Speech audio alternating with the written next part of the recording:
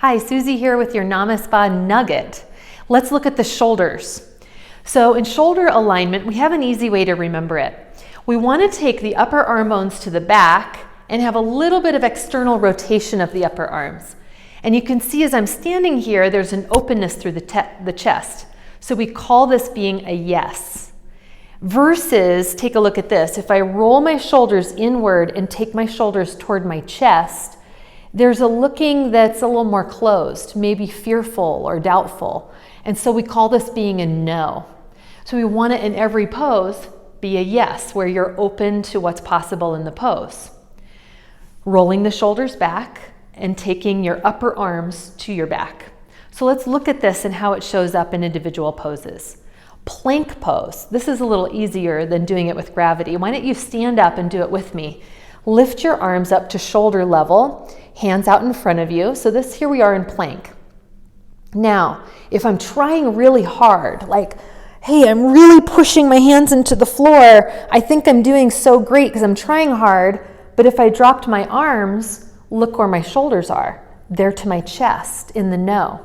So instead, in plank pose, we want to soften and integrate the upper body to the back, still keeping the abs tight so we don't sag.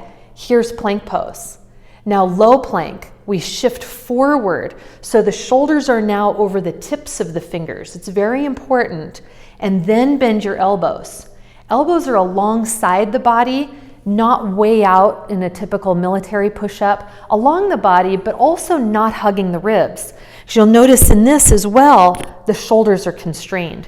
So we want to keep that shoulders to the back.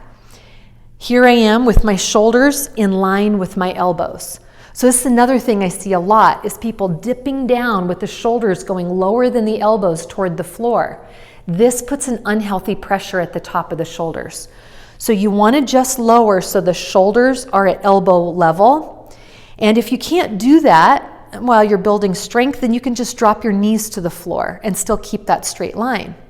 Now, if I'm here and shoulders are integrated in low plank, then up dog is just a simple measure of straightening the arms and moving my chest through my arms a little bit more. But my shoulders really don't have to move much. And then downward dog, shoulders staying to the back, not crunching toward the shoulders or toward the ears. So when you hear the teacher say, pull your shoulders away from your ears, we're looking for that dynamic, to take the shoulders to the back. If I dropped my arms, here I am in my yes. So keep your shoulders aligned, keep your yes, and we'll see you on your mat.